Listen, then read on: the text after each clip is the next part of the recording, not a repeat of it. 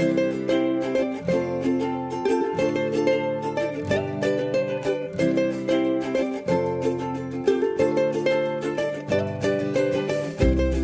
am Anna Seawold, and this is Authentic Parenting, a podcast about personal development in the context of parenting, where I explore how you can find more calm, connection, and joy in parenting through the process of self-discovery and inner growth with a trauma-informed lens. I'm a parent educator, and my mission is to help children by helping parents. The motto of this podcast is raising our children, growing ourselves. Today, befriending your nervous system. As we move through our days, we go from various states: connection, disconnection, regulation, dysregulation. We often find ourselves in fight, flight, freeze. I am sure all of these terms sound familiar. We all encounter problems and stressors over the course of the day. Some are more easily managed than others. But no matter where an experience lands on the continuum from mild to traumatic, understanding how the nervous system works is the path to finding the way back to regulation. When we learn to befriend the nervous system, track states, and anchor in autonomic safety, the inevitable challenges we all face as we go through our days aren't quite as formidable. The thing is, we all have an autonomic nervous system. The human autonomic nervous system developed over many millennia. It's called autonomic as a reference to the autonomous, automatic way it functions. The system regulates our internal organs and body processes such as breathing, digestion, blood pressure, heartbeat, and metabolism. The role of the autonomic system is to store, conserve, and release energy to help us safely move through our daily lives. A regulated nervous system is fundamental to the process of navigating the world with a sense of ease and safety. Today, I am honored to speak to someone who is well-versed in this area and has a gift to make this information super accessible for anyone. Deb Dana is a clinician, consultant, and author specializing in complex trauma. Her work is focused on using the lens of polyvagal theory to understand and resolve the impact of trauma, and creating ways of working that honor the role of the autonomic nervous system. She's a founding member of the Polyvagal Institute and developer of the signature Rhythm of Regulation clinical training series. Deb is well known for translating polyvagal theory into a language and application that is both understandable and accessible for clinicians and curious people alike. Deb's clinical work published with W.W. Norton includes The Polyvagal Theory in Therapy, Engaging the Rhythm of Regulation, Polyvagal Exercises for Safety and Connection, 50 Client-Centered Practices, and The Polyvagal Flip Chart. And her latest book that I absolutely devoured is called Anchored: How to Befriend Your Nervous System Using Polyvagal Theory. In today's episode, Deb explains so very well how your autonomic nervous system works, and most importantly, how you can learn to befriend it, develop nervous system flexibility in navigating the challenges of the world. You can learn to change your nervous system and become more regulated. Our nervous systems talk to one another as they are social structures. She walked me through various exercises, and it was such a treat to get to know my nervous system with her help. I actually made a major discovery about myself, which was very surprising. She uses technical terms such as ventral vagal, dorsal vagal, neuroception, but don't worry, her superpower, as I said, is actually translating polyvagal theory and making it easily digestible for anyone. You're going to need a pen and paper, as this episode is a rich one, and I hope you won't skip or fast forward it, as it's such a comprehensive teaching by a master clinician. I soaked up every moment of this conversation, and I hope you'll love it too. Before we get to this wonderful conversation, here are a few past episodes that you may find helpful. Episode 121, Resilient, How to Grow Unshakable Core of Calm, Strength, and Happiness with Rick Hansen. By the way, we did make a reference with Deb in this conversation about Dr. Rick Hansen. Episode 147, What does self-care really mean? This is a solo episode with me. Episode 152, How Trauma Gets Stuck in Your Nervous System with Irene Lyon. Episode 187, How to Stop Losing Your Beep with Your Kids with Carla Numberg. A fantastic episode if you lose your cool and if you get dysregulated more frequently than you'd like with your children. In this episode, you will learn some real tools and practices to become more regulated. And finally, episode 245, 5 Simple Practices for Daily Happiness. It's a compilation episode that I put together, and I hope you will find it helpful. Please enjoy.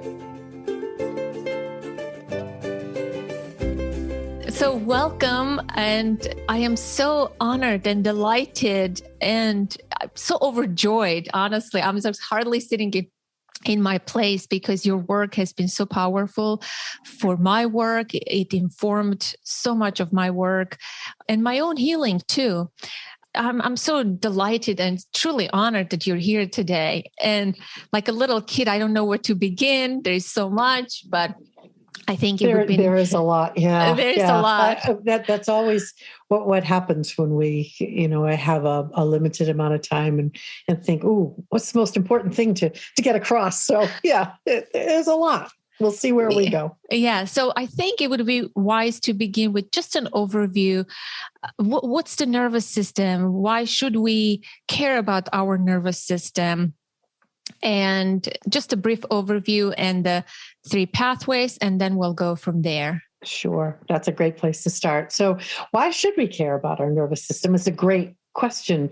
And really, I think my answer is because the nervous system is the foundation of all of our lived experience, right? We like to think our brains are running the show, but in fact, it's our nervous system that is transmitting information to our brains. And then our brains are creating stories that use that information. So we should understand our nervous system, because when we understand how it works, we can work with it. So that would be the why. And then the what is polyvagal theory is take a little bit longer, but Steve Porges, dear friend and colleague who developed polyvagal theory, has 3, what I consider 3 basic organizing principles: neuroception, hierarchy, and co-regulation. And if we understand each of those, then we understand how our nervous system works. So neuroception is the word that Steve created to describe how the nervous system takes in information, because the nervous system is part of our biology that begins in our brainstem. So if you put your hand on the back of your neck, the lower part of your neck, that's where your medulla is. That's where your nervous system begins. And then if you put your hand on your forehead, there's your cortex. And although they do talk to each other, you can really feel how the brainstem is below the level of the cortex, so below the level of awareness. So the only word that was close was perception, but perception involves thinking. And so Steve he created the word neuroception. I actually love that word. I think it's a beautiful word. And so the nervous system, through neuroception, takes in information through 3 pathways. From inside our bodies, so it's listening all the time to what's going on in our bodies. It listens outside in the environment around us, and it listens in the place between people, so between nervous systems. So in this moment, our nervous systems are both listening inside our bodies. I just had coffee and cereal, and that's digesting. So that's part of what a nervous system is listening to, right? It's listening to a bit of energy moving. You can see what yours is listening to, because what it hears either feels safe or dangerous, welcoming or warning, right? So that's the inside. And then the environmental, it's listening into the space we're both in, right? So it's, and I'm looking at your environmental space, and it's very welcoming. So my nervous system from your environment is receiving a welcome, right? And then it listens between, and you and I just met like 10 minutes ago. So our nervous systems are getting to know each other, right? Again, our language and our brain is also working, but below that, our nervous systems are just checking each other out, right? What does it feel like? Does it feel safe enough to engage? Can I be open and vulnerable? What's happening? So that's neuroception. And the key is, as long as the cues of safety in those three pathways outweigh the cues of danger, then we are going to feel safe enough to come into connection. We're going to move through the world in a way that feels organized and ready to meet the moment, right? So that's neuroception. And neuroception is happening micro moment to micro moment in the background. We don't work directly with neuroception because it's just a biological process. We have to then bring our brain into the conversation. We have to bring perception to neuroception. And when that happens, then I can be curious about, what is happening in these three streams that is making me not want to be here today, or making me want to, let's connect even more. Right. So that's neuroception. Does that make sense? It does. It does completely. It does. And I just love it. It's so elegant and brilliant. As a highly sensitive person, I'm going to say that I'm very attuned to people and to their nervous system, even to the environments. And people call me psychic for those reasons. But I think it's just very fine-tuned nervous system. And maybe it's I was born that way, or maybe it's because of experiences. I don't know. But like I can enter into a space and even say a person died in this space, or feel certain things even in the environment, the way the room is organized, and I can change certain things, and there's flow of energy. Or when I meet people, it's very, I'm so attuned to that, and I trust that. I am governed by that. From a young age, I would play with that even, and I was always like, this is my superpower. But now that I learned about this, I'm like, wow, this is pretty interesting. This is my neuroception.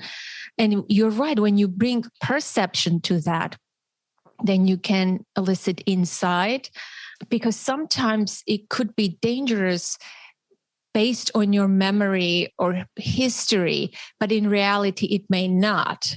Right? Exactly. I love what you said about your sensitivity. You're highly sensitive. And so your neuroception is just very sensitive to all of the energies and all of the autonomic experiences that are going on. I think that's beautiful. A lovely way to think about it, because these autonomic communications are happening for all of us all the time. And some of us are totally unaware. And others of us are on your end of the continuum, very highly attuned to it. So that's really, really beautiful. And yes, there can be a match or a mismatch. And the mismatches happen when some familiar cue of danger, some flavor of it is alive in the present moment, but in concrete reality, the situation is different. But our nervous system through neuroception can take that familiar flavor and bring the old response to life. And in that case, I have a question that I use with clients and with myself. I call it the discernment question. So it simply is, in this moment, in this place, with this person or these people, if I'm around others, is this level of response, or is this response needed? And so it brings into the present moment my ability to look around and be discerning about, okay, something happened, but is it needed in this moment? Because when a familiar flavor of a cue from the past activates in the present, it just takes us into that. And so again, bringing it to the present moment and looking around is so important. Yeah, because I do want everyone to trust what their nervous system is telling them. True. And it can happen for parents if this is a parenting podcast, right? Something can trigger an individual, a parent. They can become their own child self, or they can revert to their teenage years and act childish and immature as a parent in the moment. But that discerning is important, not to lose sight of that and try to regulate yourself so that you can help your child stay in a more regulated place. Right, which takes us beautifully to the hierarchy, which is the second organizing principle, are these three states that every nervous system moves between all the time, which, ventral is that regulated place where I can parent from a place of feeling connected and regulated, and I can offer that to my child, right? That's the hope. Does not happen all the time for any of us. None of us go through the world in that place all the time, right? But that's ventral. When we leave ventral, because our nervous system works in a predictable hierarchical order, when we leave ventral, the next place we go to is sympathetic survival, which is that fight, flight, anxiety, anger, right? When I'm now dysregulated. And so if I'm a parent, I become a cue of danger to my child's nervous system. Not my intention in any way, but that is the nervous system to nervous system experience. So that's the sympathetic fight and flight. And if that doesn't resolve what my system is saying needs to be managed, the other response, the third response, the last resort, so to speak, is called dorsal. And that dorsal vagal response is one of collapse, disconnect, shut down, disappear, no longer here. Right. And so if we think about it from a relational perspective, if I'm in a relationship with someone and I go to fight or flight, I have this great, big, disorganized, chaotic energy that either is aggressive or is get me out of here. Right. And that other person's nervous system can really feel that. And fight and flight, I think, is an easier survival response for people to understand and navigate. It's when we go to dorsal, that place where I'm just not here, right? My body is here, but I'm not here. It's very confusing to other people, other nervous systems. You think about it from a kid perspective, it's incredibly confusing for a kid because you're right there. Right, you're my parent and you're right there, but you're no way responding to me. And that is so confusing to a child's nervous system. It's like, what just happened?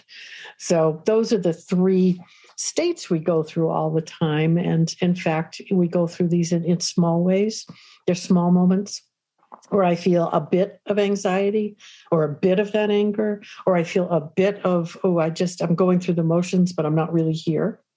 Or they're the extreme moments when it becomes a true, huge survival response. And our nervous system always is trying to get us back to safety and connection, is trying to help us find the pathway back to ventral where we can be, safely connected and communicate and move through the world in that way. Yeah, you say that ventral is our home. Yes. Yes. And sort of each individual has their own signature pathway. I would like to think mine used to be more sympathetic all throughout my life, but during the pandemic years, I found myself in dorsal a lot.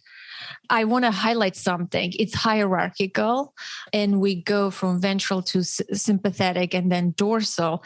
And when we are in dorsal, it also takes that hierarchical going up the ladder part, right? We need to activate. We have to bring some energy back in, which means we have to travel through sympathetic, but we don't want to get stuck in sympathetic fight and flight again, because then I might just do that loop. Fight, flight, collapse, fight, fight, collapse over and over. So it's a gentle and really mindful way of bringing some energy in and keeping going, organize the energy so I can return to ventral.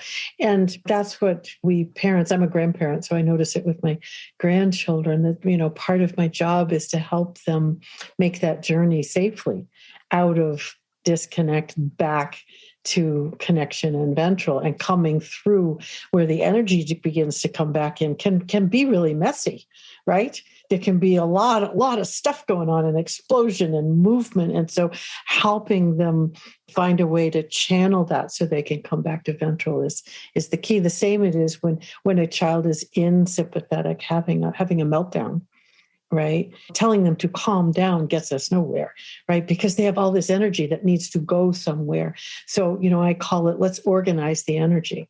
So if it's, it's usually flailing all over or disconnected, disjointed movements, can we bring that into a movement that has rhythm? Can we go for a run, go for a walk? Can we, find a way to organize? Because then that energy brings us to ventral. So those are some of the ways that we know the nervous system, the nervous system's looking for another nervous system to help, right? We know that co-regulation, which if we talk for a minute, is the third organizing principle, right? Co-regulation is necessary for well-being, right? And even though it looks like my granddaughter who's having a meltdown does not in any way want me around her, that's her brain talking. Her nervous system is saying, please, Grandma, come help me. Right. So my job is to listen to the nervous system, not the brain. Right. And you have to be in a ventral place to be able to offer that. Otherwise, it can be really chaotic, right? If you are in the sympathetic pathway and the child, we've all experienced this. It's not great. It's like we collide and it's just so much stress energy. Yeah, exactly. And, I will speak as a grandma for a minute. It's easier. I'm one generation removed and I can see what's going on and have a little perspective and know that it's going to be okay because my kids all did that. They all turned out okay. Your child will as well. It's harder when you are the parent. And that's because, yes, your nervous system dysregulates and then your brain makes up a story. Right? And think about the stories your brain makes up. Oh, my goodness. I think what you just said, knowing that this is very human, this is our biology, that we go from those three pathways up and down all the time, and that ventral is always accessible, no matter how hard we might be stuck in dorsal or sympathetic. Sometimes we're so stuck, we can't even see that there is the possibility, right? But I think just knowing that for us as parents, that this is possible, I can access this, and we can talk about how we can gain more regulation and develop resiliency and flexibility in our nervous system. And knowing that this is not the end of the world for my kid. My kid is not a brat. My kid is not sassy or throwing a tantrum or going through this, doing on purpose. He or she is going to come out of this state. And how I can help my child to move through those pathways, if I can, and if I'm capacious enough in that moment to help her move up the ladder. Right? Yes. I love what you said, because it really is about looking at the other person, whether it's partner, child, colleague, friend, and seeing them as intensely dysregulated. If that's the language we can use, dysregulated nervous system, it's a very different experience than looking at, really doesn't want to behave or, isn't trying hard enough for any of the things we say, rather looking and saying dysregulated, unable to, right? It's not they don't want to, they're unable to because their biology has taken them into a survival response where collaboration, connection, communication is no longer available to them. And if we can just keep that in mind, I do that with clients all the time. I say, just look and say dysregulated, right? Not all of the other labels we use, dysregulated. It'll take you into a place where you can begin to access your own regulation so that you can begin to think, what does that nervous system need? Right? That's really the question. What does my nervous system need to be anchored in ventral? And then what does that other nervous system need in this moment? What is it trying to tell me? Right? Yeah. I think it's just beautiful. So it's always about minimizing the cues of danger and increasing the cues for safety for optimal well-being, right? Yeah. Yes, it is a both and. And oftentimes we focus on the cues of danger. What's happening here that's bringing this dysregulated response. That is important. As a therapist, that's why my clients come to me, because the cues of danger are causing them to suffer. As a parent, when you look at your child, it's the cues of danger that are causing suffering in the family system. So we do want to look at those. But what we know is that the nervous system can't fully come into well-being, so we don't experience a life that is truly filled with well-being unless we also actively experience cues of safety. And so we can't do one without the other. And they're different, right? I mean, I can look at what's a cue of danger in this moment that I might be able to reduce.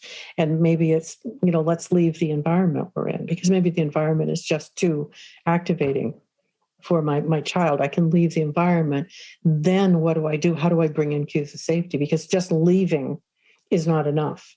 Right. So I go to a new place and we actively bring in cues of safety. What is it about this place that can really nourish your nervous system? So that's the both and. So we don't want to do one without the other. We're always looking at both. Absolutely. Yeah. Yeah. And I think it would be good to describe the pathways. If you can ask me to put my hand on different parts of my body to describe how the pathways run. Sure. So we have a bunch of different pathways we can think about. So the first thing I'm going to do is invite you to just find the place in your body where you feel the energy of ventral regulation. Where is that for you? I think it would be like my heart and my face, upper body more. For a lot of people, it is heart area. Yes. Yeah. And then others, it's holding cheeks. Yes. And face. It seems like it's both. Right. Yeah. Because the face, the cranial nerves in your face form your social engagement system. So it makes perfect sense. So, and then let's find your sympathetic mobilizing fight flight energy. Where do you notice that? It would be more like solar plexus place and my arms more, more. Yes. Yeah. Yeah. And then where does dorsal energy live inside your body? I was going to say my back. Interesting. Yeah. For me, it's like I am behind my body type of sensation, or I'm out of my body feeling for me, the dorsal. Yeah. So the first pathway let's explore is let's explore how your ventral can connect with your sympathetic. So connect those two places. Mm-hmm. And notice what happens. Yeah. I can blend the energy from the bottom of my solar plexus into my heart, which feels overwhelming. It feels like, can your heart contain? That's the first thought that. Interesting. So that's telling us that your nervous system needs to anchor in ventral a little bit more first. So let's just anchor there first, and let's really fill your heart with that ventral energy and feel the strength of it. Does it have a color? Yes, it has more of a pinkish, reddish, kind of color. Lovely. Like the flesh color, I would say. I love it. Yeah. Yeah. And does it have an energy, a certain kind of energy? Well, right now it's more rhythmic, peaceful, like beautiful. Up and down, up and down. Yes, that Lovely. Kind of feeling. So just anchor there for a moment. Flesh colored, up and down, rhythmic energy. Yeah.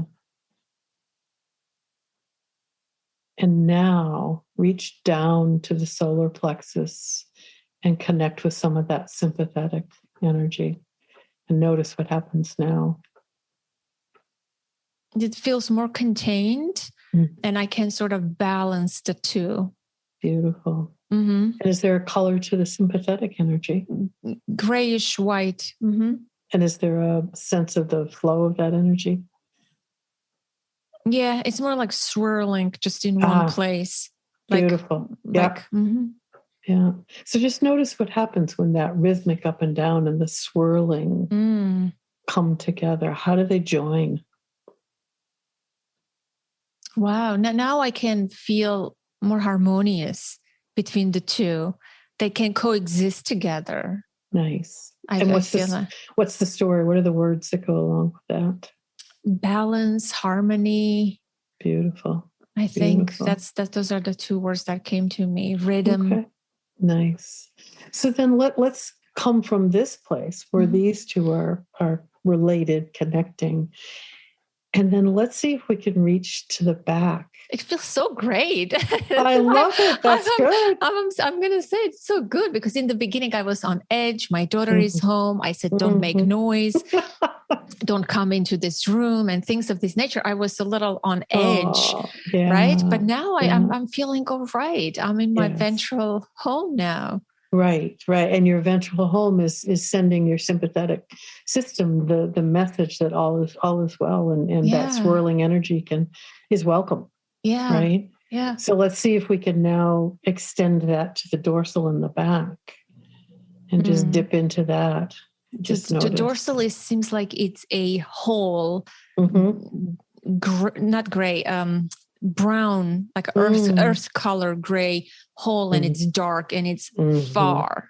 Yes. It's like I don't want to step into the abyss. Right. Like I am here now, but it's there. I can recognize. Absolutely. So we're not going to step into the abyss. No, I'm not. We're not. No, promise you we're not. But let's go. Let's extend some of this beautiful energy toward the abyss, and just let it know that energy is here, available to it.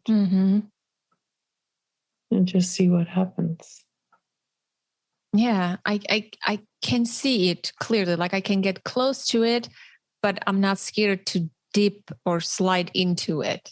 I sort of have a feeling like that I'm in control maybe, or something like that. I can observe it rather. Yes. And as you're observing it, come as close as you want and observe it, and ask it what it wants you to know. This is the IFS kind of work. It's sort of shutting down its door, the opening, I'm going to say, and it's turning into a different color for me. And it's just there when I asked, what do you want me to know? Yeah. And it's just quiet. It's like it's there, but it's closing its mouth. It's opening. So it's feeling the impact of your ventral regulated energy. Wow. Yeah. Which is what we want. We want ventral, sympathetic, and dorsal to all be in relationship with each other. Right? And ventral is the healing energy, the powerful energy that when it is present, sympathetic and dorsal act very differently in the background. Right? Sympathetic brings its energy to help you mobilize and move through your day. And dorsal brings you nutrients to nourish you, feeds your digestion. Right? Yeah. Yeah. It's so powerful to do this exercise. I hope the listener understood what we did so that they can maybe play with it for themselves and find the rhythm of their own nervous system. Just a few days ago, I was in dorsal using this language. I woke up and it was just lethargic. I wasn't there. I was going to stay in bed all day. I'm like, why am I feeling this way? Of course, your mind already goes, why am I feeling this way? What happened yesterday? And I scanned my life, there was nothing to be in this state. And, I was reading your book, luckily, and preparing for this interview. I said, you know what? I'm going to generate some sympathetic energy. So I forced myself to get up and I went for a vigorous walk, and it just brought up energy. And I came home and I just started doing my things. I wasn't feeling great. I didn't have the muse to do my work or things of this nature, but I was energetic enough to get things done and connect to other people in my life and things of this nature. So I recognized that I was in that place, but I didn't stay there. Right. That's the beauty of a flexible nervous system. That we call that resilience, right? We all go to those places, but it's when we get stuck there that we really suffer with physical and psychological dis-ease, right? So what you did is, I'm in dorsal, right? So that's the very first practice. We notice where we are and we name it. I'm in dorsal. And so what do we need to do when we're in dorsal? We have to bring some energy in. And sometimes, for you, it was going for a vigorous walk. I love that, brought you up. For other people who are listening, that may be way too much for them to do. So when they notice they're in dorsal, it may be, even imagining going for a walk begins to bring some energy in, or just getting up and looking out at the world, begins to enlarge the perspective and bring some energy in. So find the ways that for each person, it might be you can bring some energy in. And for me, usually, get up and I have a morning routine, just start walking through the routine, right? Routine's very helpful because I don't have to think a lot about it, because in dorsal, our prefrontal cortex, our thinking brain is not there with us, right? So for you, energizing walk, do you walk often? Every day, 10,000 steps every day. Yes. So it's, again, it's routine. It's something, it was an easy or easier for you to reach for, because in dorsal, the resource has to be easy to reach for. Right. And so that was beautiful. And yes, I love that you said, I didn't feel, wonderful. I didn't have the muse to do my work.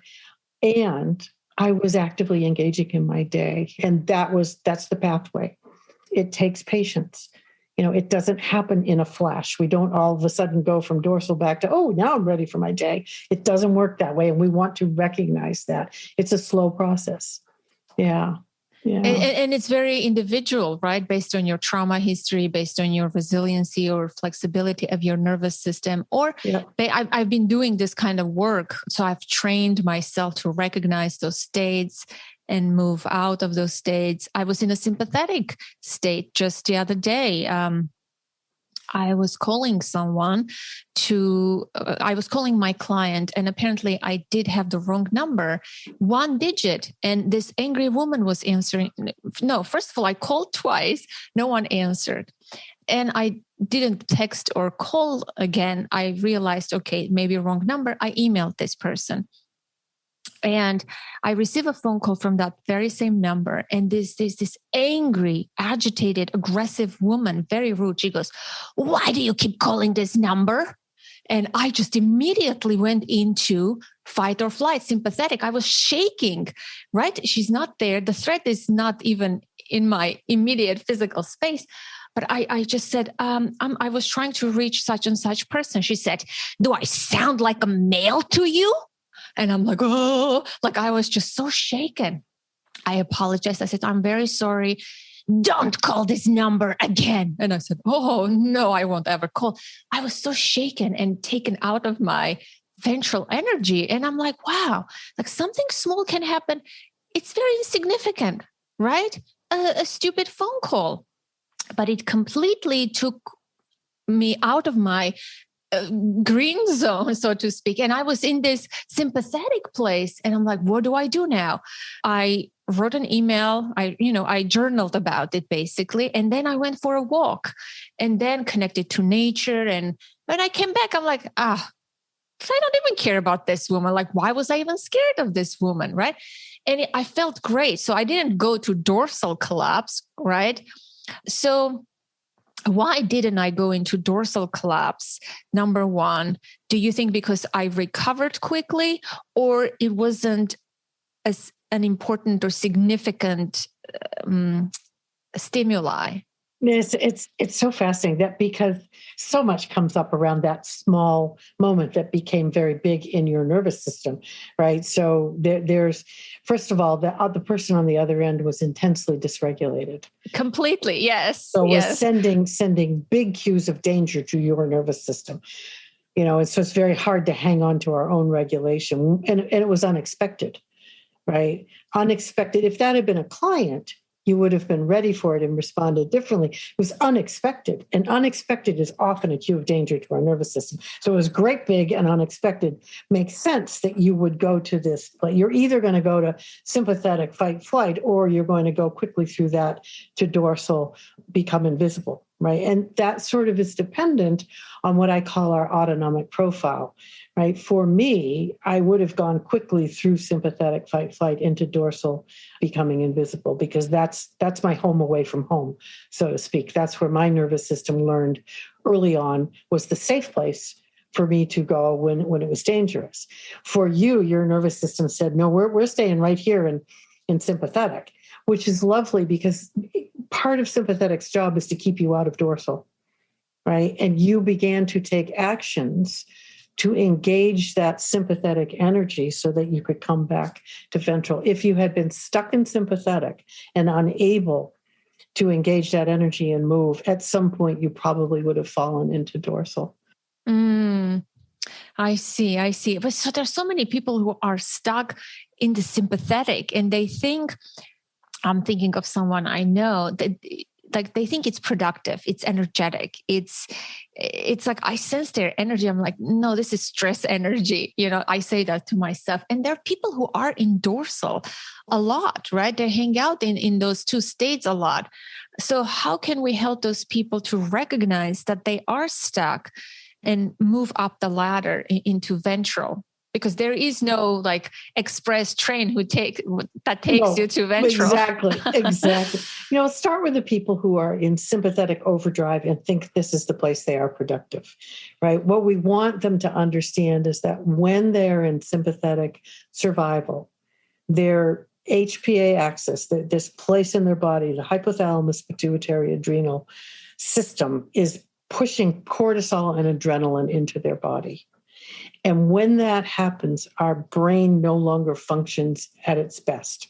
So our ability to problem solve and brainstorm and see options is compromised. So in fact, if they would be in ventral, and like you just did a while ago, combining the energy of ventral and sympathetic, they would then have the best of both. They would have the mobilizing energy, and they would have the regulation, and their brain would be working with them. That's what I try to do with clients, is help them recognize there's a difference. If we simply go to that sympathetic energy that you had, that swirl, it's going to feel very unsafe and very difficult to be with. But when we combine the ventral up and down rhythm with the sympathetic swirl, it felt good. It felt like, this is great. So that's what we have to help people understand, is that combination. And people in dorsal can look productive because they can go through the motions. But again, they're not truly present doing it, and their brain is not following them on that journey. So they're simply going through a routine. They're simply going through the motions. And for those people, it's a little more challenging because, again, we have to come back through sympathetic. So we have to bring a gentle return of energy so they can begin to feel, what does it feel like to have some energy, safe energy? Because for most people who go to dorsal, sympathetic, the energy of sympathetic is far too overwhelming, which is why we end up in dorsal. Sympathetic was never a safe survival response in my system. And so why would I want to be in that now? Why would I want to feel that energy now? So that's the reshaping that we have to do. And so going back, like if you were a child, so does that mean when you were angry or, you had that stress energy, was that not allowed? That's why you learned to collapse and go to shutdown mode? Is that why? Yeah, I mean, it's interesting because in my family, for example, I had one brother, and my brother was very sympathetically activated. That was his system's response to family system. And, for whatever reason, my system's response was dorsal, become invisible, fly under the radar. So two very different responses, same family system, but two different nervous systems, right? So I don't know. I'm not sure we understand why a nervous system is shaped in a certain way.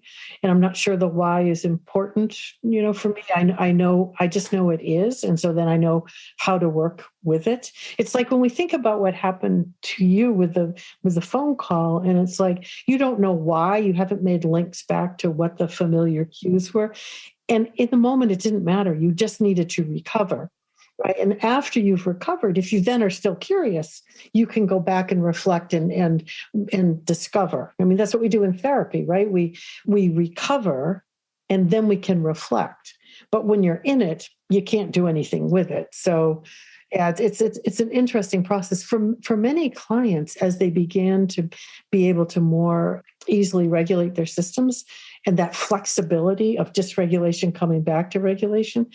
They no longer cared about the why. It didn't matter. They were moving through the world in a way that felt healthy and good. And that was perfectly fine. Other clients said, okay, now I want to go back and I want to look at those past events and I want to process them differently. Great. Again, no right or wrong, right? Yeah, I belong to the first category. I don't care what happened or the story doesn't matter. As long as embodied, I'm feeling okay and safe. That matters to me a lot. So, and I try to focus on that. Hey, are you enjoying this conversation? Do you love the podcast and find it helpful? Show your support. It means a lot. There are a few ways you can do that. Number one, you can take a screenshot right now and share this episode on your social media. If it's on Instagram, remember to tag me, Authentic Parenting Podcast, and I will reshare your post or story. Number two, take a second to quickly rate the show on Apple Podcasts or Spotify and write a brief review telling why you love the show. Number three, become a patron on patreon.com and join our 19 existing active members who believe and support the work of authentic parenting.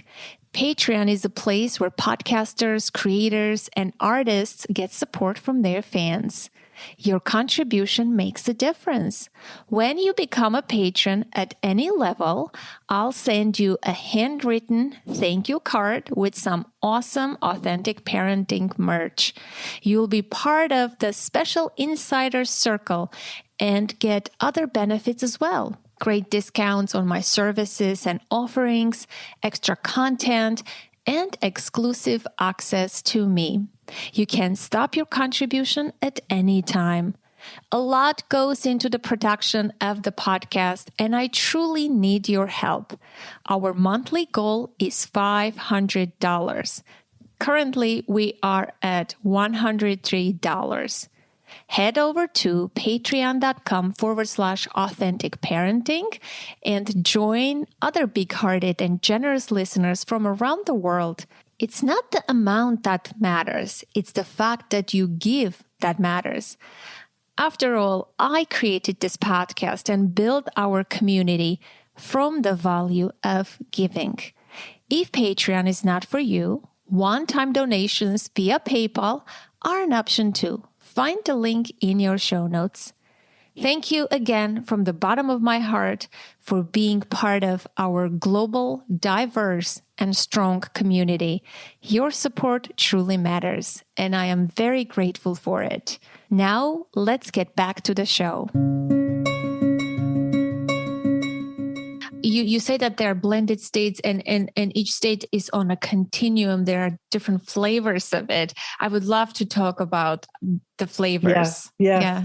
So we have, when we first dip a toe in the state until we're fully immersed in it, right? And if we think about ventral, because ventral is the one that's misunderstood so often, right? Because it's not just calm, relaxed, at ease, right? It's also, full of energy. It's alert, ready, passionate, playful, all of these things that has abundant energy, as well as when I'm feeling zen and bliss, right? All of that is ventral. How you know ventral, and it doesn't matter the energy, but you test it by saying, is my neuroception one of safety?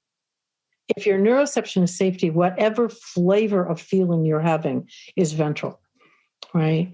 It's when our neuroception is one of unsafety that we then have all the flavors of sympathetic and dorsal. And for me, first dipping a toe in sympathetic is I can go both routes, the anxiety or the anger. So the anxiety, it's feeling on edge, looking around, can't settle. That's my first dip a toe in. At the other end, I have not thankfully experienced a panic attack, but that sense of feeling trapped and desperate to escape. There's a desperation there. So that would be the sympathetic. The panic attack is in the sympathetic, not in the dorsal. Right. Because it's filled with energy. Right. I've experienced it during the pandemic a few times. Yeah. And that was the first time in my life ever. Yeah. And then in anger, it's sort of this annoyance that I'm just, get me out of here, annoyance. And then all the way to a rage, right? So so what we do is, you might identify, take anxiety or anger, which pathway do you want to look at first? Let's take at anger. I think a lot of people would love that. Yeah. Perfect. So for you, what's the first dipping a toe in the survival energy of anger? Mild irritation, I would say. Yeah. Mild irritation, even with the things that I like the sound of my child's voice, or even like things become annoying sounds. Somebody's eating and the clicking sound, or I recognize that I am stepping into sympathetic, the red zone. I recognize that. Beautiful. That's beautiful. like the I love first it. level. And what's the next level? What's the next step? The next step would be I become like critical. I become maybe more, I can show it. The first level is more internal. I can sense it. The second would be more, why are you doing that? Like I would have those kinds of like, Right. things. Yeah. Yes. Yeah. And then what's the furthest end of it for you, of that angry pathway? It would be interesting. Now that you're asking me, I think I immediately go to dorsal. I don't have a ton of anger varieties. I would go like into a little more activation of anger, a little more exaggerated, what I just described. But immediately after that, I think I collapse into dorsal. Yeah. So one of dorsal's jobs is to rescue you from all the big energy and messiness of sympathetic. I am never rageful, slamming doors, throwing things. I'm never that crazy energy person. Right. Dorsal comes in quickly. Dorsal comes in quickly for me. Yeah. But my daughter is, I always recognize where she's in sympathetic, and I can see the different levels of sympathetic in my kid and the highest level, but dorsal almost, it's not her primary pathway. Mm-hmm. Right. Right. So it's fascinating to compare nervous systems. Yes, it is. Yes. Yeah. And as you are more anchored in ventral and you bring that to her sympathetic, she's going to learn even more quickly how to come back herself. I've done that. Yeah. Absolutely. I pride myself in that, honestly. Yes. I've done that. That co-regulation has been in the forefront of my mind as I parented. Beautiful. Yeah. So yeah, it's getting to know all of the flavors of a state for each of us. Interesting. I think that's such a wonderful exercise. I just want to pause for a moment because that was amazing for me to discover this about myself. Maybe for each person to draw a continuum and right. How would you recommend that they go about this? So let's talk about that, because continuums are so incredibly important, because most of the time, we're sort of all or nothing thinkers, right? We forget there are all these flavors between two ends of something. So, if you were going to do this, I would have you get out a piece of paper and draw a line. And rather than saying horizontal or vertical line, draw a line and let your nervous system show you the shape. So what shape? It just has to have two ends. That's all. I think mine is a line, not like a very straight line, but it's a line. Yeah. Okay. So draw the line. Yeah. And then label the point where you're just entering in. What do we call that? I would say irritation. Irritation. Okay. And then label the farthest end. And it may not be it is the end of the line, but yeah. Anger. Okay. So then, do you want to start at the anger end or the irritation end? Which end do you want to start at? Let's start from the anger end. All right. So start at the anger end and take one step back towards irritation, one small step. What comes just before that anger? Wow. I don't know. Interesting. It's an unexplored territory. Landscape, isn't it? So let's go back to irritation for a moment. Let's start at that and take one small step towards anger. What's the next? I was going to say angry, but I already have anger there. Maybe I should relabel that anger then. Right? You can do that. What might that be? Just before you pulled the dorsal, what is that place? What is that called? Fury. Okay. Yes, let's label that.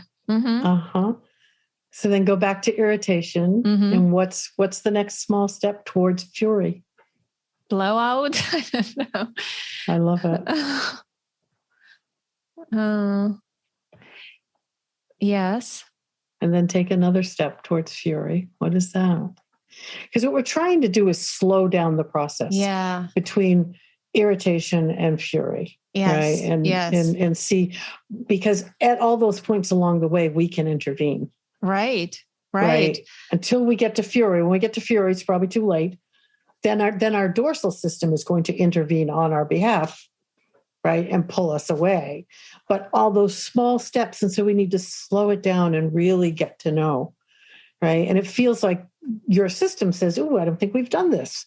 I don't think we've explored this yet." Yes, this is so amazing. And you do the same with dorsal and ventral. And with ventral. Yeah, absolutely. Interesting. Absolutely. Yeah. This is and great. People's lines look different. Again, it's helping everybody feel like, oh, I'm representing my system. So it's not just this is the way you do it, right? It's sort of here's the structure. How does your nervous system want to draw the line today? And for some people, sympathetic has a lot of ups and angles, and downs, and dorsal is more flat, and ventral might have rhythm to it. It just depends on But and even in asking you, how does your nervous system want you to draw the line? It's a connection to your embodied system, and that's what we're trying to do with anything we're doing. We're just trying to connect to our embodied states and say, "Ooh, I want to know more. I'm let's become friends and let's work together." Yeah. I think before we befriend, you're right. We need to learn about our states, and this is good exercise because a lot of people just go into anger mode or into extreme mode, but knowing that there are a few steps between the continuum ends is huge. Then you can be more self-compassionate and recognize where you're at. And can this change throughout your life? Can you develop enough nervous system literacy? That's a great way. I love thinking about it that way. Yes, we develop. We get better at speaking the language of the nervous system and understanding and communicating. And the better we get at it, the easier it is for us to recover from moments of dysregulation. We measure with frequency, intensity, and duration. That's how we always measure change. So the frequency, I might be dysregulated less often. It might be less intense. I might not go to fury. I might stay at annoyance, right? And the duration, it might not last as long, right? And that shows us that the nervous system is reshaping. That's one of the lovely messages from polyvagal theory and from working this way, is knowing that our nervous system is able to reshape and is actually reshaping in every moment, right? We're not stuck with our wiring. That's not how this works. Our experience moment to moment is shaping our nervous system. Yes, it's wonderful to know. And to, I think, emphasize one point, I'm not sure you said this before, but I remember from the book that our goal is not to always be in ventral. Our goal is to develop that flexibility. To recognize. Right, because none of us can stay anchored in ventral. Nobody stays anchored in ventral all the time. It's not achievable, and it's really not desirable.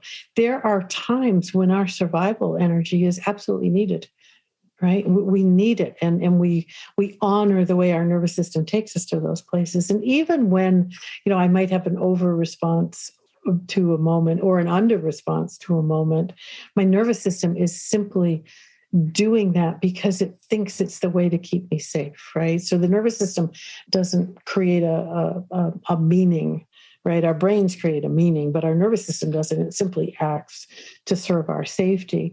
And so, yes, my goal is to recognize when I've left regulation and know the pathways to come back to regulation so that I can get there again. Sometimes I can do that on my own. Sometimes I need other people to help me on that journey. That's the goal for being a healthy human, I think, is to be able to recognize and come back to regulation. It's so interesting. During the pandemic, I've been offering free support calls for my community. And we talked a lot about regulation, dysregulation, self-care, because that was important, right, during those difficult times. And over, I would ask them, what are some regulatory things you do, or self-care things you do, rather? And most of the time, most of the people would list things that are solitary. And I was always surprised at that, because I sometimes need another human. And I think I would love for you to speak about how we can create this toolkit. When I'm in dorsal, what do I need? When I'm in sympathetic, what do I need? Right? It's a custom toolbox for each of us. Right. And I love what you said about, solitude. And there's a fine line between solitude and lonely. Right. And we all did another continuum, solitude to social. And where on that continuum do I find myself in this moment? My system is set up I enjoy a lot of solitude, much more than some of my friends who are more on the social end. But it doesn't mean that I don't need social connection. It just means that I might need it less often than others. And it doesn't mean that my social friends don't also need solitude. Right. So we want to be clear about that. And we want to know, when am I in solitude, which feels nourishing, neuroception of safety, filling me, replenishing me. And when have I moved across the line into loneliness, which is then a draining survival energy. And loneliness can either prompt me to reach out in desperation through sympathetic, or to collapse and into despair and giving up in dorsal. So we want to be clear where on that line we are. So that's the first thing. And because during the pandemic, many of us had to endure solitude because we had to be distant from others. It's been a very challenging time biologically for our nervous system, I will say, and we do not know what the ramifications of that are. There's lots of research going on. But to create your own custom toolbox, so to speak, your own menu of choices is how I like to think about it. I have to understand, what are the resources I want to reach for when I am wanting some solitude, and what are the resources when I want to be with others. So I have individual resources, and then I have interactive resources, and they fall along a continuum, again, of things that take very little energy to things that take a lot of energy. Because there are times when I know I'm in dorsal and I want to reach for a resource, and I have no energy to do more than imagine. Right. And imagining will bring some of that energy back. It's a beautiful thing. So true. Yeah. When I'm in dorsal, sometimes I know logically talking to a best friend or talking to someone will help me, but I'm like, I don't want to do that. So now I understand that in that moment, that is not the resource for me. Exactly. And so, I have a friend who understands my dorsal, and when I might need something, but all I do is I send an emoji, right? I have a dorsal looking emoji, and she gets it right away. And she knows not to send back much of anything because it's too much. And she'll send back an emoji back to me, or a couple words back to me. Right. And that begins the journey upward. There are other times when I'll just turn on music, because music for me is very regulating. And so it's easy. Push a button, music is there. Or look out the window, nature is there. Right. So we want things that are easy to reach for, but that bring you, because somebody might be listening thinking, if I sent an emoji, that wouldn't do anything for me. Right. Your nervous system. Your nervous system says, no, I need something else. Right. And the same is true for sympathetic, which is we have so much energy. What do we do with it? I have a lot of friends who go for a run. Well, I am not a runner. That is never going to work for me. Right. But walking is great, or cooking, or I love to organize things. Oh, me Organizing too. papers. And that's using that sympathetic energy in a way that feels like it has a purpose, and the purpose is moving me forward. So and then we don't want to forget that when we're in ventral, we also want to reach for ways that we can stay there, savor it, enjoy it, deepen it, right? But everybody's menu is going to look different. That's the joy of our nervous system. Yeah, I think deepening when we are in ventral, deepening those experiences, savoring, right? Those glimmers that you talk about.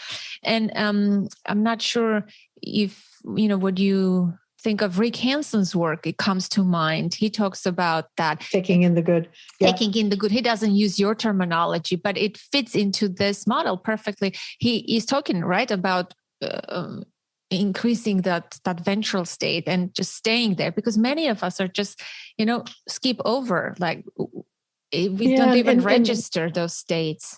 Right. So let's just notice that, because I use glimmers, which are those. I love that word. I do too. It's so warm and such a lovely ventral word. It's a ventral word. Exactly. Yeah. It's that spark of ventral energy that we feel. And what I want people to recognize is that it's a micro moment. It's not a great big long extended experience. It's a micro moment. And if we stop and notice it, and we stop and go, oh, glimmer, and even keep a journal of glimmers or share a glimmer at the end of the day with somebody else, those micro moments begin to add up. So we don't have to have these great long experiences of ventral in order to reshape our system. And that's so important for people to know, because the big long experiences some days are really hard to come by, right? I call those glimmer days, when the best I can hope for is finding a couple glimmers because my day feels out of control. That's okay. Right? Because every glimmer I find and I notice and I name it gets in and begins to land, and they add up. And so that, I think, is really a beautiful thing to remember. I totally agree. I have a neighbor who has a 3-year-old boy who I adore this little boy. He's pure presence and joy, right? When he sees me, he recognizes our nervous systems talk to each other, because I show up as like he's a glimmer for me. So he saw me the other day and he just ran to me, and all the neighbors are like, wow, a neighbor's kid loves you so much. And I just pick him up and I just soak up all the hug and the goodness that he gives me. And he feels that and he lingers with me. It's our nervous system communicate. And every time I need a glimmer like that, I go and I'm like, can I borrow your kid? I ask my friend, I need therapy. So that's that. Another thing you wrote about in your book too, which I am fascinated by, this new research about awe and wonder transcendent states. I read a piece of research that if you could experience a sense of awe for 15 seconds, 3 times a day, it's really regulating and can change your nervous system 3 times a day for 15 seconds, right? Amazing, isn't it? 15 seconds. It's truly amazing. And awe, I like to think, and I think I wrote about the everyday awe experiences. We have extraordinary moments, certainly, but we have everyday moments of awe. And it's those everyday moments that we can, look for. We have what are called awe environments, which are the places where we have experienced awe and we return to. We're pulled to go back to those places because our brains and bodies, want more of that. And 15 seconds is amazing. Fractals, which are the repeating patterns in nature, right? The research says, as little as 5 seconds, seeing a fractal changes something inside us. And isn't it lovely to look for fractals? Are easy because you can find them, you can have it as a screensaver. You can find images online. And so, have a fractal, just go look at a fractal and I'm doing something to nourish my nervous system by doing this thing. So yeah, and awe, I don't know. I live in places where the sky is dark and I can look up and see the stars. And so it's a repeatable thing. I could keep going out and looking at the stars, and I feel that sense of awe. It's like an awe. Awe means that when we have an awe experience, we feel small, but also connected to something much bigger than ourselves. And for me, standing under the stars is that. I'm the small thing, but I'm connected to this glorious galaxy. And that's an awe moment for me. So I would encourage people to find their own awe moments and be on the lookout for them. I know. It's so wonderful. Being human is just great. I remember when I was 13, I survived this severe earthquake and there was chaos and destruction everywhere. And we had this temporary shelter. It was cold and miserable, but there were awe-inspiring moments. There was this mountain that was always there, sturdy and stable. And it was very close to where we were. You could literally touch the mountain. And I would just stand there, look out the window the whole time. Now I'm thinking it was very regulatory for me. And just see the presence of the mountain, but everything else was changing in the environment. That mountain was, I was always awestruck how the clouds are dark and then light. And I was always just staring at this mountain, and it just saved me, I think. I love that. That is so beautiful. It was my anchor. You love the word anchor. Yeah, I do. I was thinking that when you were describing it, and what a beautiful anchor. It was strong and solid and unmoving, and everything around it moved, but it just stayed, and you could reach out and touch it. That is beautiful. Your nervous system felt very, very connected to that mountain and very safe. There was a cue of safety that came from that mountain for you. I love that. Yeah.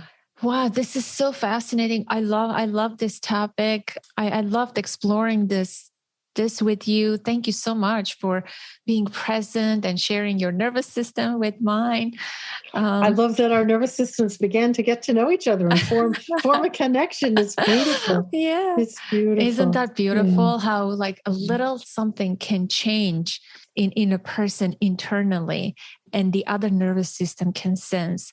I'm reminded, I just want to say one last thing. I'm reminded of Dr. Ed Tronick's research, the still face experiment research, but he did another piece of research. I interviewed him on the podcast, and he said that children sense the stress states in the caregiver, in the mother, in particular instance. They had the mother in this experiment. They had a mother-child duo. They had the mom listen in headphones before interacting with her own child, infant, to noisy, crying children's voices, not her own child, but some other children's voices. And then they had that mom come and interact with her baby. And the baby, even though from outside, nothing on the mom's face or, body language conveyed stress or distress, but internally her nervous system obviously maybe went into sympathetic. And so the child picked up and they became dysregulated right away. The opposite experience was they had the mom listen in headphones to cooing and beautiful sounds of babies. And when mom came to interact with her own child, the child delighted and became so engaged. And I'm like, wow, it is so nuanced, right? You may not show anything externally through your facial expression, but energetically, we sense that.